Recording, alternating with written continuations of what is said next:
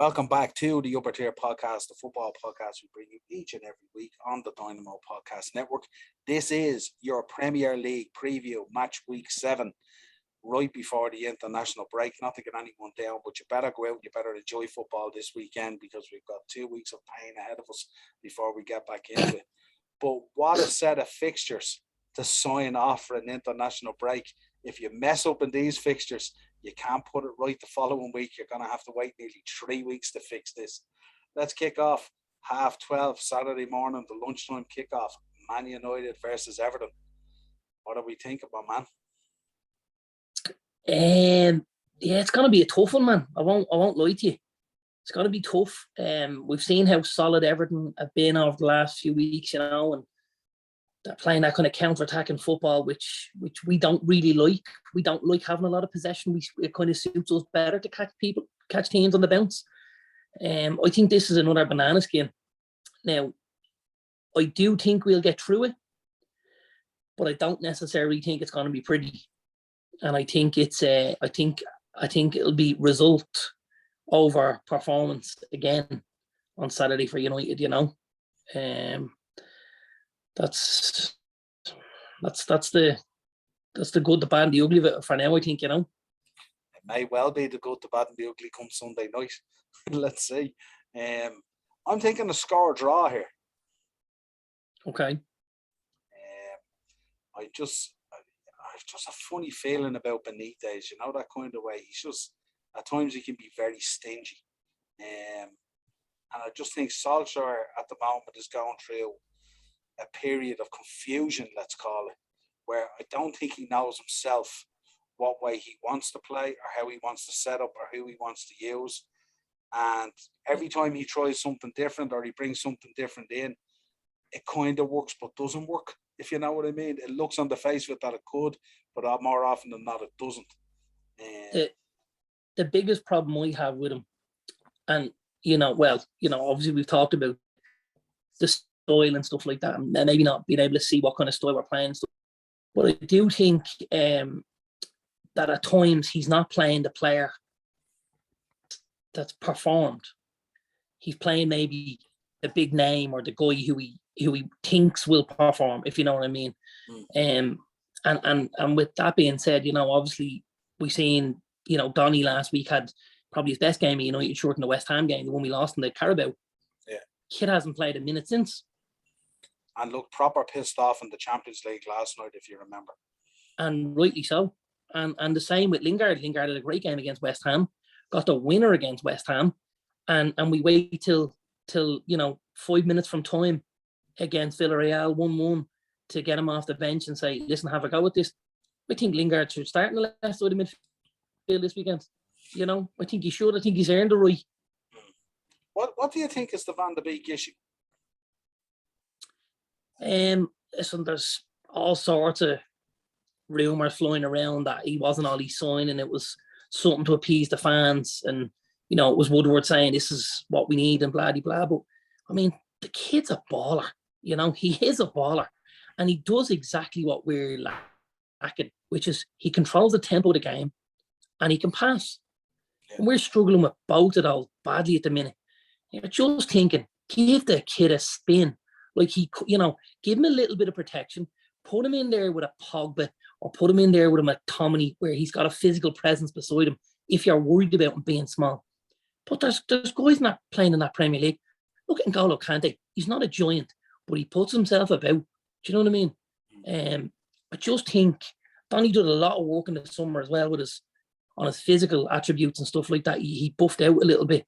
So I don't know what it is, and you see him last week against West Ham, and I think, oh, here we go. Kid's going to get a run of games here. He hasn't seen daylight since. It's nuts. Yeah, you could see the frustration in him on the Champions League night as well, when you seen the subs that were being brought on, especially in a game that was so important that you had to get a result from. And he's just there chomping at the bit and so frustrated and just throwing his gum down. Like he was just so fed up. And Henderson consoling him and all. And I mean, there's so many players that we've labelled. Like, did you see Anthony Martial there like that?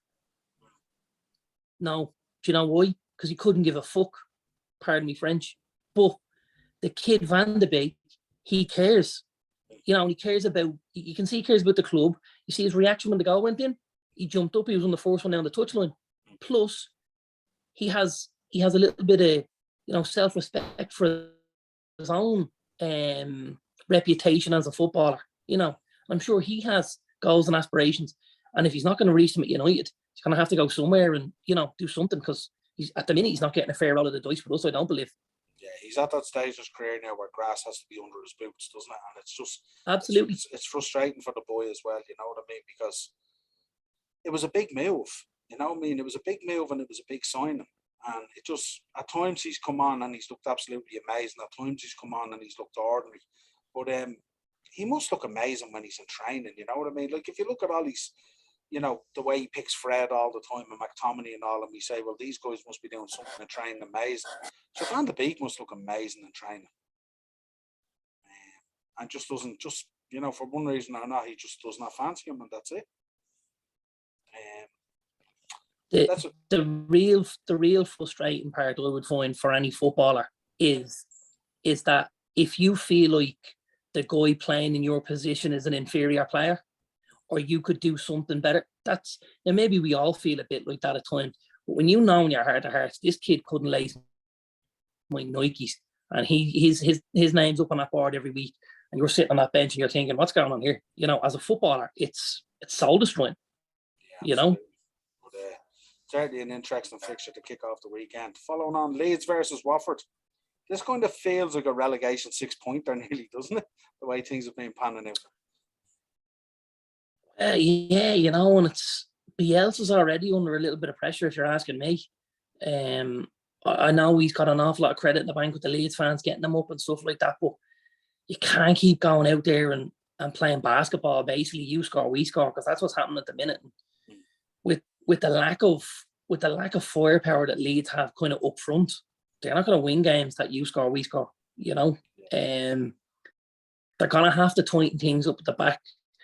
I said to you already, I think, you know, I don't think the boy Melier is that bad in goal. I think he's a decent keeper. But I think, you know, the boys in the centre defence, they both need to have a look at themselves, and even down the sides, that they give away so much space and stuff, you know. It's scary at times to believe they can be that naive with a manager of that type of quality, you know. Yeah, and Watford beginning to find a rhythm with the boy Sarr and stuff like that, bagging a few goals and stuff like that. So they need to be really careful. Looks very good.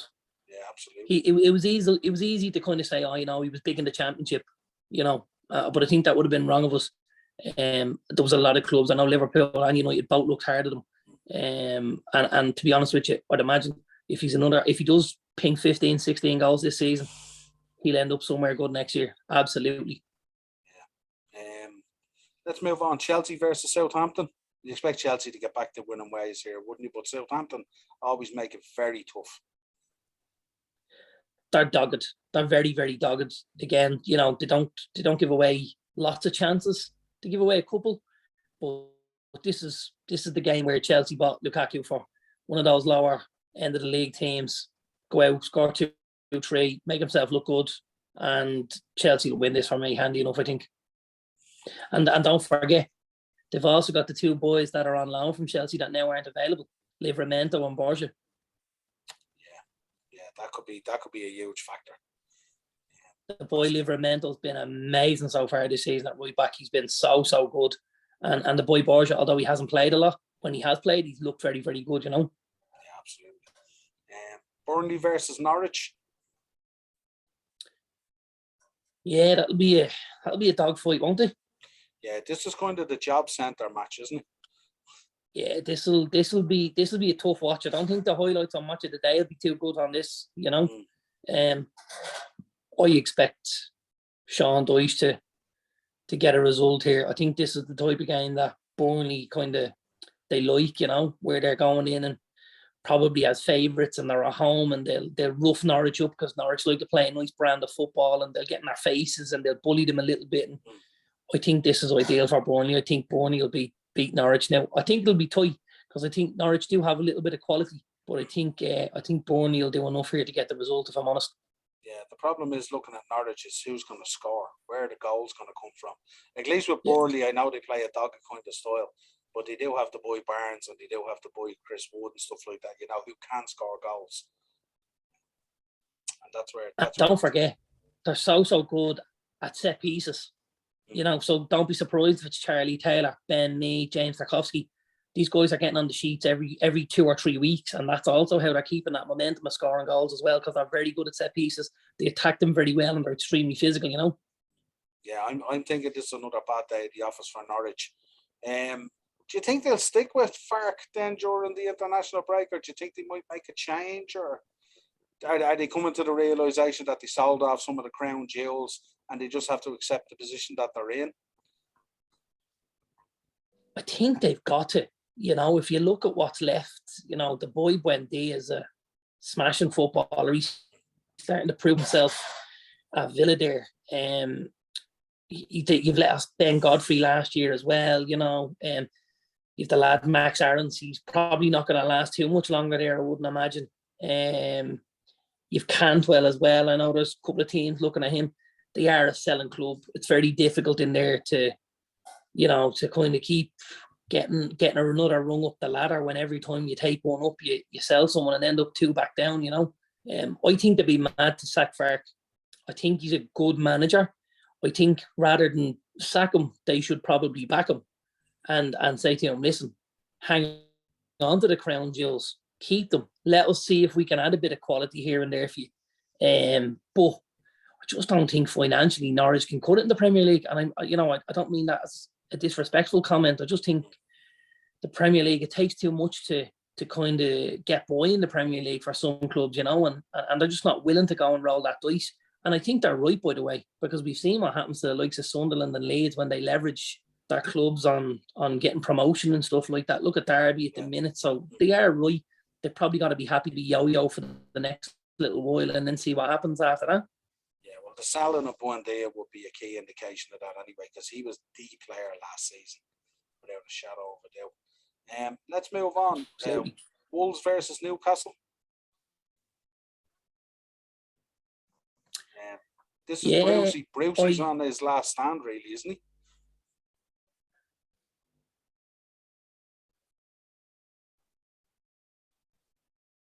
Yeah, he's on his last legs. I think we called last week that Watford might do them in, didn't he? And I think he's on his last legs. I think if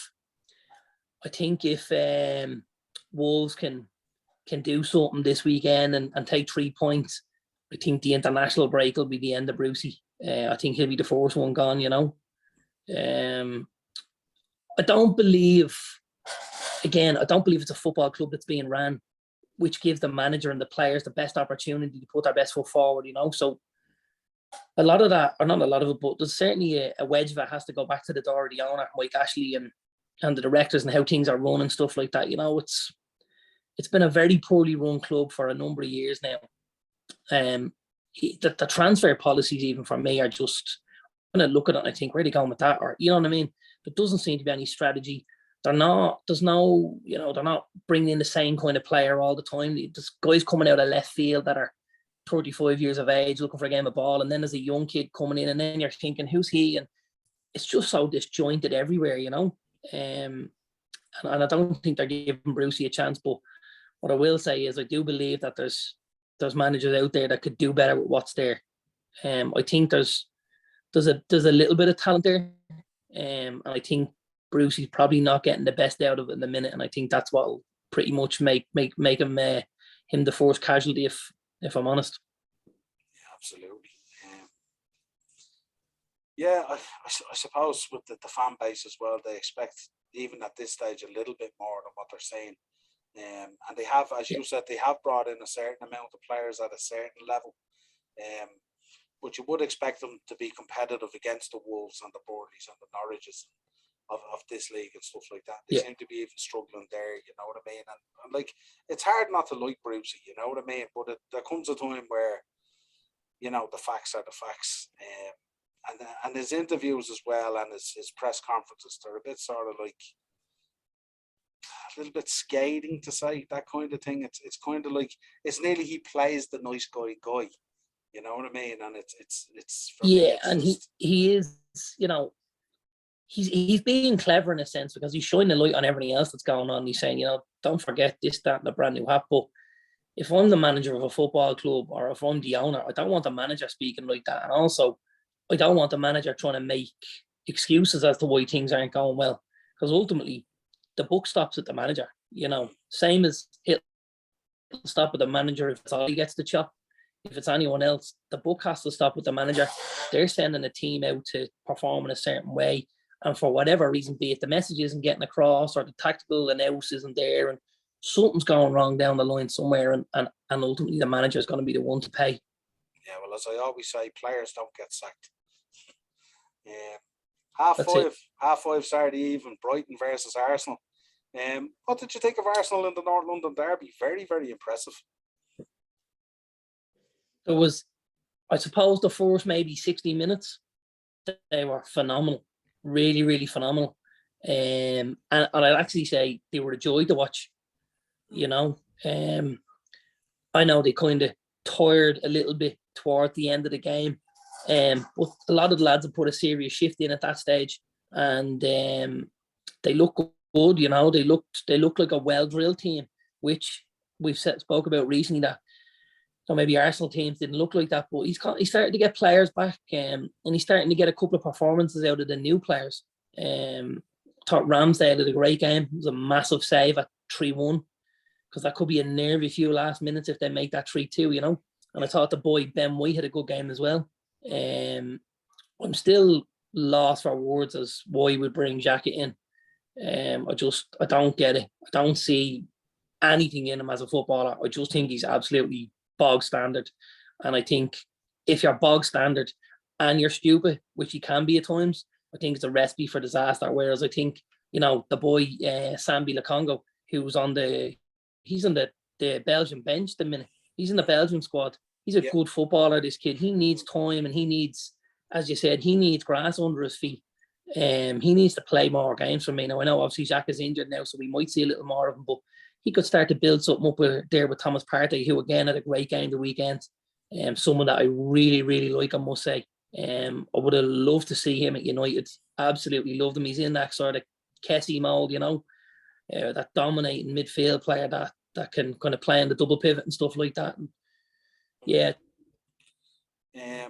Going to Brighton though.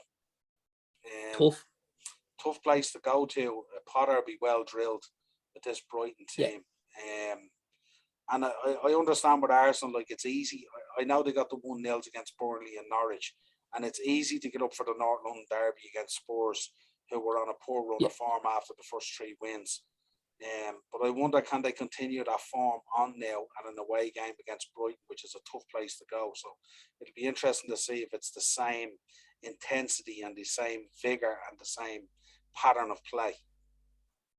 It's a tough place to go. Plus, you've got the fact that Brighton are looking very good at the minute, and they're obviously, they're building up a lot of confidence. They kept knocking on the door on Monday night. Last year, I've no doubts that they lost that game, but they kept knocking on the door. There was a lot of belief. Yes, the keeper gave them a little bit of a gift with the goal kick, but I mean, the one-touch pass and the lob is just, you've seen that anywhere else, you'd be going, oh my God, that's unbelievable. Yeah, it really is, I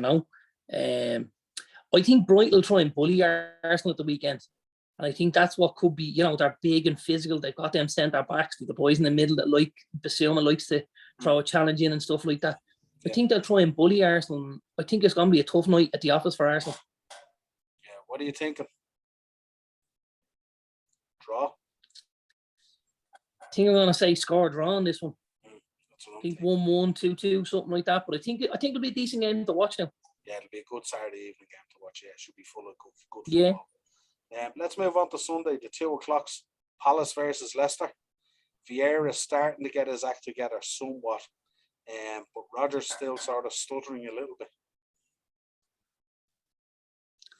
Yeah, and they've lost tonight again, haven't they? Against Legia Warsaw in the conference or the Europa, whichever it is this week. Yeah, they're struggling. They really are struggling, Leicester. He again, I'm a big fan of Rodgers, I must say. Big fan of his. I don't think he knows what his best team is right now. I think last season he knew what his best team was, but I think he brought all these players in the summer, Patson Daka, Boubacar Samari, Adamola Lookman, the boy Vestergaard and Bertrand. And I think with the addition of those 5 players, it's shaking up things up so much. He's like, how do I get all these boys into a team here? And he's creating a problem for himself. Now, listen, it's not a bad problem. It's not like he's looking at the bench saying, I've got a lot of 17-year-olds. But he's also got to find the balance between, attack and defence, because they were very, very miserly last season. At the back, they were very good. And this season, they're shedding a lot. Yeah, absolutely. The only thing I will say on that is they're missing the boy Fofana, who has, for me, looked an absolute baller since he came into the club. I think they paid 30-odd million to send Etienne. And, if they sold him in the morning, they'd probably get 100 or close to it, I'd imagine. He's a phenomenal footballer, this young fella, and has really done a great job for them. Yeah, so unlucky with the injury. Absolutely. Spurs versus Aston Villa. This is shaping up to be a real good match as well. I think this is going to be a tough day at the office for Spurs again. I think Villa, Dean Smith to be going down there, very confident with what he has on offer. Yeah, absolutely. I think I should see him. Watkins today got the call up to the England squad, didn't he? He'll be plucky. He'll want to put on a good show after getting the call up. If the boy went there, you have Ings. They're starting to keep things a bit tighter at the back again, Villa, like they did last season with Martinez and Mings. And, obviously went and played the 3 at the back the last day against United. I think this could be another tough night at the office for Tottenham. Yeah, I don't know if Villa will necessarily win it, but I'd imagine it's going to be a slog of a game. I think I will actually say Villa are going to win it. let me go back on that. I think I will. Yeah, I was thinking that as well. I think Villa not only will win it, but I think Villa comfortable. I think Nuno has a big decision to make here. I wonder, would he have the balls to drop Kane? I don't think he will. And I think that's part of where your problem lies. When one player starts becoming bigger than the club, you've got a problem. Ferguson always said it at United and in Old Trafford, there's no bigger player than Manchester United Football Club, and don't think you are, because as soon as you do, you'll be out that door. I mean, he's kicked better players than Harry Kane out the door, and as well, like, kind of Son has been putting in the work and the effort and stuff like that, as he always does. He's a serious workhorse, Son. He's got great quality. But for me, the best player they've had other than Son has been the boy Gill that's coming off the bench. He looks really good, Brian Gill. Yeah. And or Hill if you're Spanish. And I think he needs to start. But I don't know if he, do you maybe put somebody through the middle then? Do you play Son through the middle and play him on one side? And I don't know. I think again there's a little bit of a conundrum there for Nuno because of how he likes to play and how the Spurs squad is balanced. Yeah, I think he's you kind of know what you're getting with Nuno, don't you? Because he doesn't ring changes. He's very sort of staunch in his way, and it has to. I suppose you would say it has to go really bad before he make changes, but it has gone really bad, and he hasn't necessarily made those changes. You know what I mean? And I just think this is a big game for Spurs to lose this game and go into the international break. I think the Spurs faithful, they'd be looking maybe for change here very early. I think they're already calling for Nuno out the door, kind of, which is very early, I think. But I mean, very early. I don't think they can. You're 6 games into a new manager stint type thing. 6 league games. They won the first 3. He was a hero. He's lost the last 3. Now he's a zero. Like you've got to give him a little more time. I don't think you can judge him till 12 to 15 games in, if I'm honest. Which would probably get him close to December. You know what I mean? But I think it's nuts for them to be looking at that with this international window coming up. And again, I think if they did sack him, if he did leave, where do you go? Yeah, because he was their 5th choice. He was their 5th choice, right? So they've already rolled a lot of dice to get this number. Do United need to ready themselves for a poach on Solskjaer? Maybe. Will Levy come in and decide Ollie's the man for the job? I want to get him at the wheel. Wishful thinking, I think. It'd probably make 50% of Old Trafford very happy if it happened, maybe. Listening at the trendings and the Ollie outs and all this kind of stuff. One of the games that I'm intrigued about this weekend, two teams that are doing really, really well. West Ham versus Brentford. Mikel Antonio versus Ivan Toney. It's going to be a belter of a game, isn't it? Yeah, good London derby. This is going to be an absolute screamer of a game. There's going to be goals. You might see a red card. This will be really, really good, I have to say now. I'm going to see the new James Bond on Saturday evening. And after that, this will be the best thing I watch this weekend, I imagine. This will be a really, really good game of football. Played at a great tempo and a great pace in a good stadium, you know. Yeah, it's also it's a marker to be laid down for David Moyes as well, if he has ambitions of a top six. This is one of those big games for him, you know. What way do you see this playing out? It is the only issue I see, and you know, I harp on this all the time, but I think it's very tough for teams to play on a Thursday night and then come back on a Sunday. And maybe put their best performance out, you know. Now, I think West Ham won tonight, didn't they? Were they 1-0? They finished 1-0? I think so, yeah. Yeah, finished 1-0. It's a good result. But again, it's another game. And he does work with quite a small squad, Moyes. And there wasn't a massive amount of changes tonight. There was a few, but there wasn't a massive amount. I wouldn't be surprised to see Brentford get something out of this. I'm gonna say this is going to be a draw, a score draw. Yeah, good show. I think West Ham will run out winners. I think Brentford. They've been riding this wave and they've been doing really, really well. But I think eventually it has to catch up with them somewhat, doesn't it? Possibly, but again, they've had a week. They're fresh. They're high on confidence. They just brought Liverpool to that new Brentford stadium and got a 3-3 draw with them, and the confidence will be up. You know, I don't think they'll fear it and coming into West Ham. Yeah, now it means to be interesting, all right, without a doubt. Probably the fixture of the weekend, 4:30, Liverpool versus Man City. This is a title 6-pointer, isn't it? Really?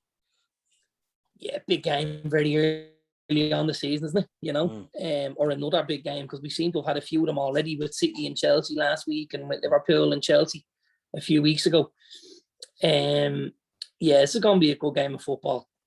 Two great sides, probably two sides that are going to be in the mix for Premier League and for European glory. You know, again, I'm probably gonna say something similar to what I said last week, which was I can't see anything other than Liverpool win. Now, last week I said the same thing about Chelsea, and City beat them. But I think you guys are just too potent up front. There's too much in the top end of the pitch for you guys. I think City are, you know, solid enough at the back, but I think PSG showed they can be got at. And I think defensively you guys are a little more solid. And while they might create a few chances, I think ultimately they'll be missing that goal scorer, that finisher to put them in the back of the net. So I think I'm going to say Liverpool and both to score 2-1 Liverpool. Interesting call. Yeah, I'm intrigued by this one now because, as you said, you've Man City there that aren't really playing with a striker. And we're kind of very similar that way in terms of, like, we don't play with an out-and-out striker either. But I think Trent is out for this game, which you'll probably find encouraging. With James Milner going into that slot, who'd be a little bit more defensive, but can also work like a Trojan up and down that line. So I'm sure when you were saying Milner coming into that position the other day, you were happier than when Trent does be in there, because I know you've been quite critical of the boy Trent. To be honest with you, I'm a big fan of the boy Trent. I just think, you know, there's a leverage to how you attack as a fullback.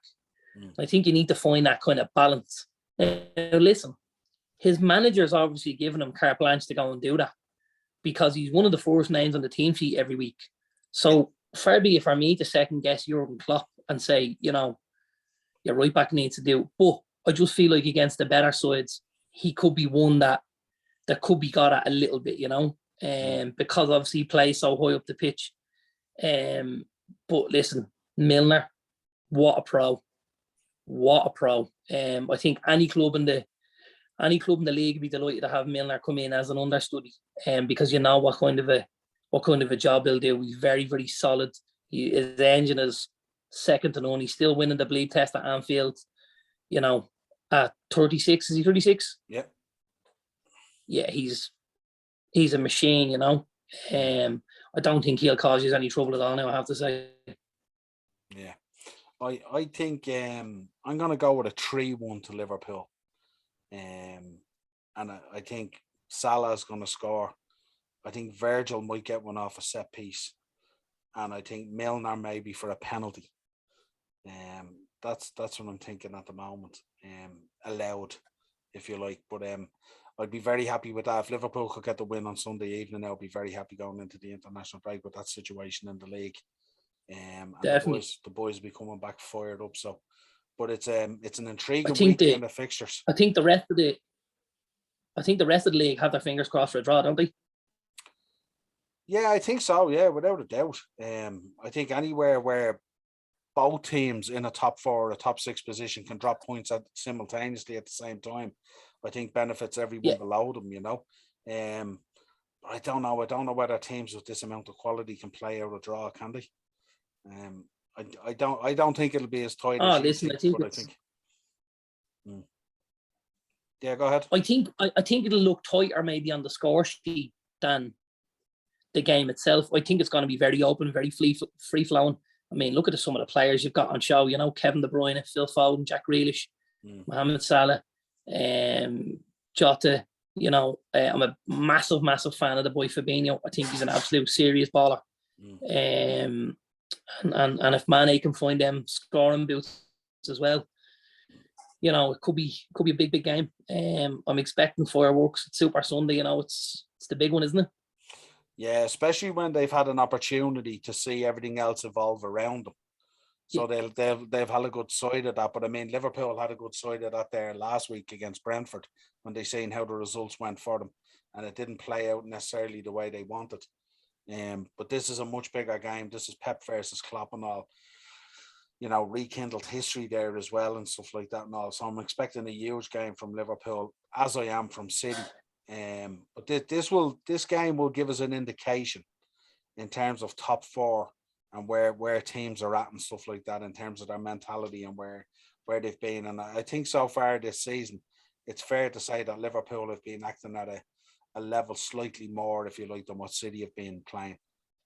But again, it remains to be seen, when City turn on the afterburners, they're capable of anything, Well, and there's the thing. I mean, if you look at the table and City end up nicking this on Sunday, all of a sudden you probably feel like Liverpool have started very, very well and they're 2 points behind City. Yeah. And so it's so very easy to, with a result, because everything is congested like that, and because there's 4 or 5 teams very close like that, and picking up and dropping. And to be honest with you, if this is what it's going to be like for the season, we're in for a great season, and it's going to be very, very exciting. Yeah, absolutely. Coming to the business end, if you could have 4 teams like Chelsea, City, United, and Liverpool going week to week on this, I mean, it's a fan's dream, isn't it? Yeah, as long as it works out for you. Well, there's that as well, isn't it? It's a fan's dream if you come first. It's not a fan's dream if you come fourth.